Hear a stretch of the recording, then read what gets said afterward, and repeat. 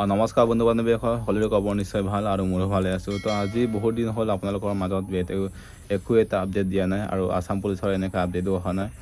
মই ফাইনেলি আপোনালোকৰ কিছু আপডেট আজি আনিবলৈ চেষ্টা কৰিছোঁ, যিহেতু সকলোৱে গম পাইছে আমাৰ আসাম পুলিচৰ যিমানখিনি এপ্লাই কৰি থৈছে ল'ৰা ছোৱালীসকলে SIৰ পৰা ধৰি ফৰেষ্টাৰ গ্ৰেড 1ৰ পৰা ধৰি ABUPৰ পৰা ধৰি আসাম ফৰেষ্টৰ পৰা ধৰি ফৰেষ্ট বেটেলিয়নৰ পৰা ধৰি আৰু গেম ৱাচাৰৰ পৰা ধৰি জেল ৱাৰ্ডাৰৰ পৰা ধৰি গোটেই প্ৰস্তুতখিনি লগতে আমি ইয়াতে গোটেই বিষয়খিনি আমি আলোচনা কৰিম যিহেতু ইণ্টাৰভিউ কেতিয়া হ'ব বা এডমিট কেতিয়াকৈ দিবগৈ বা কোনখিনি বিভাগত একেলগে ৰানিং কৰাব, গোটেইখিনি আমি একেলগে সংযোগ কৰি আমি আলোচনা কৰিম এই ভিডিঅ'ৰ যোগেদি। আপোনালোকে হয়নে নহয় আপোনালোকে কমেণ্ট কৰিবা, কাৰণ আপোনালোকৰ কমেণ্টৰ জৰিয়তে মই কিবা এটা ইম্প্ৰুভমেশ্যন পাই বা কিবা এটা ইনফৰমেশ্যন এটা পাওঁ যে আপোনালোকৰ লাইকৰ বা আপোনালোকৰ কমেণ্টে মোক বহুত মটিভেশ্যন আগবঢ়াই দিয়ে।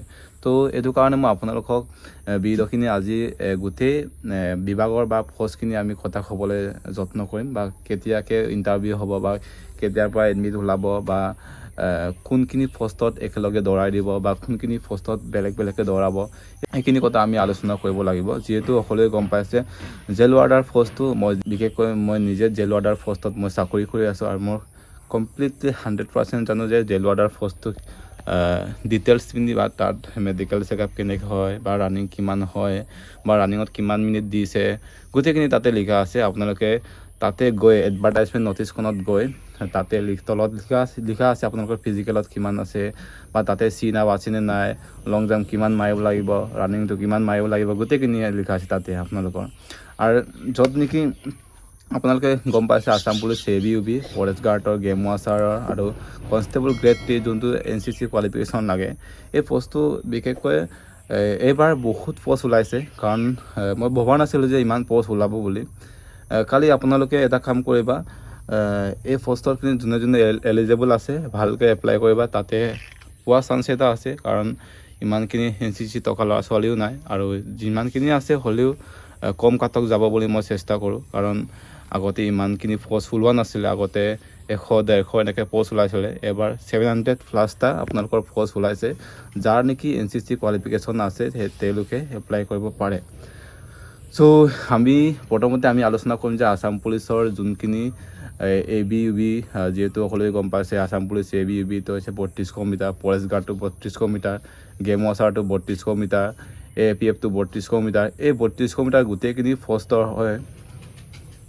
চ' মই ভাবোঁ আৰু কনষ্টেবল গ্ৰেড 3টো 3200 মিটাৰ, এই গোটেই পোষ্টখিনি হৈছে 3200 মিটাৰ ৰানিংটো হয়। আৰু তাতে ফৰেষ্ট গাৰ্ড এটা কথা কওঁ, যিহেতু ABত চিন আপটো আছে আৰু আপোনালোকৰ UPত চিন আপটো নাই যিহেতু, আৰু ফৰেষ্ট গাৰ্ডত চিন আপটো নাই, গেম ৱাচাৰত চিন আপটো নাই, AFPFত চিন আপটো নাই আৰু কনষ্টেবল গ্ৰেড 3 চিন আপটো আছে। যিহেতু সকলোৱে গম পাইছে আমাৰ ABত টোটেল ফিজিকেল মাৰ্কটো হৈছে 60 হয় না, UPত 40 আৰু আমাৰ ফৰেষ্ট গাৰ্ডত AFPFত গেম ৱাচাৰ এইখিনি আপোনালোকৰ 40 মাৰ্ক আৰু UPটো লগতে, আৰু আপোনালোকৰ কনষ্টেবল গ্ৰেড 3টো যোনটো NCC কোৱালিফিকেশ্যন থাকে যোনসকল ল'ৰা ছোৱালী, এইখিনি হৈছে আপোনালোকৰ ফিজিকেলত আপোনালোকৰ টোটেল মাৰ্ক থাকিব 60। তো কি থাকিব আপোনালোকৰ ৰানিং 20 নম্বৰ থাকিব, লং জাম্পটো 20 নম্বৰ থাকিব আপোনালোকৰ, আৰু এটা থাকিব চিন আপটো, আৰু ABটো এনেকৈ থাকিব, ৰানিংটো থাকিব লগতে লং জাম্পটো থাকিব, চিন আপটো থাকিব, আৰু মেডিকেলটো একেটাই হ'ব। মেডিকেলৰ পৰা ধৰি ডকুমেণ্টছ ভেৰিফিকেশ্যনৰ পৰা ধৰি গোটেইখিনি আপোনালোকৰ একেটাই হ'ব হয় ন। মই এইখিনি কথা আলোচনা কৰিব বিচাৰোঁ, যিহেতু এইখিনি পোষ্টৰ ৰানিংটো আৰু লং জাম্পটো একেটাই হয়, কিন্তু চিন আপটো মিলা নাই খেলা হয়। চিন আপটো নিমিলেও আপোনালোকৰ তাতে অপশ্যন থাকে, আপোনালোকৰ কিছুমান ফাৰ্ষ্ট প্ৰিফাৰেঞ্চ কোনটো দিবা বা ছেকেণ্ড প্ৰিফাৰেঞ্চ কোনটো দিবা আপোনালোকৰ কথা হ'বগৈ তাতে।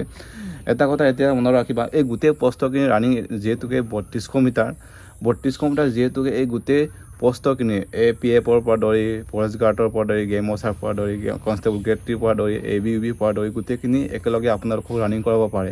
অকল এটা ইমিডিয়েটলি আপোনালোকৰ গোটেই পোষ্টখিনি তাতে ফাৰ্ষ্ট প্ৰিফাৰেঞ্চ ছেকেণ্ড প্ৰিফাৰেঞ্চ আপোনালোকক চিলেক্ট কৰিব দিব পাৰে এনেকুৱাকৈ হয় নহয়। মই ভাবোঁ আপোনালোকৰ এইটো কাৰণে আপোনালোকে পূৰা প্ৰেক্টিছ কৰি থাকক, কাৰণ আপোনালোকে ফেইল হ'লে আপোনালোকে চবতে ফেইল হ'ব।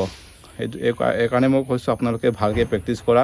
এটাত নহ'লে এটাত কম কাটক যাবই, বা ABত নহ'লে UPত কম কাটৰ অকণমান আপ এণ্ড ডাউন হ'ব। এইটো কাৰণে আপোনালোকৰ আপ এণ্ড ডাউন হোৱাৰ লগে লগে আপোনালোকৰ বহুতখিনি হয়তো পষ্টৰ বিভাগত তাকে এইখিনি পষ্টত আপোনালোকৰ পষ্ট আহিব পাৰে। এইকাৰণে মই কৈছোঁ আপোনালোকক যিমান পাৰে ইমান চেষ্টা কৰে আপোনালোকে কম টাইমত সোনকালে সোমাব পৰাকৈ 3200 মিটাৰটো। আৰু যিহেতুকে এতিয়া ক'ম আপোনালোকৰ জেল ৱাৰ্ডাৰৰ বিষয়ে। জেল ৱাৰ্ডত যিহেতু সকলোৱে গম পাইছে, জেল ৱাৰ্ডাৰ পষ্টটো হৈছে আমাৰ যোনখিনি জেলত চাকৰি কৰে বা জেল ৱাৰ্ডাৰ পষ্টটো হৈছে 130টা পষ্ট ওলাইছে, যোনটো মই নিজে চাকৰি কৰি আছোঁ এইটো পষ্টত। আৰু এই পষ্টৰ বিষয়ে মই 100% কমপ্লিটলি আপোনালোকক বুজাবলৈ চেষ্টা কৰিম সদায়, যে জেল ৱাৰ্ডাৰ পষ্টটো সদায় আপোনালোকে ৰানিংটো আছে 1600 মিটাৰ 1600 মিটাৰত আপোনালোকৰ যদিয়ে আপোনালোকৰ এক্সাইজ কনষ্টেবলৰ পষ্ট নোলায়গৈ, তেতিয়াহ'লে আপোনালোকৰ অকল জেল ৱাৰ্ডাৰটোকে আপোনালোকৰ এক্সট্ৰাকৈ ৰানিং কৰিবলৈ দিব। যিহেতুকে বাকী ইণ্টাৰভিউখিনি বা বাকী পষ্টৰখিনি গোটেইখিনি 3200 মিটাৰ, অকল এতিয়া থাকি গ'ল আপোনালোকৰ জেল ৱাৰ্ডাৰ পষ্টটো অকল 1600 মিটাৰ, হয় ন।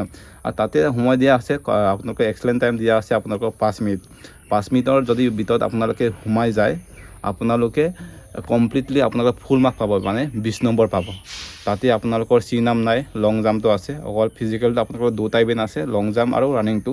অকল দুটা ইভেণ্টত যদি আপোনালোকে 35+ আমাৰ দিনত 37+কে কাটক গৈছিলে আমি যেতিয়া ৰানিং কৰিছিলোঁ।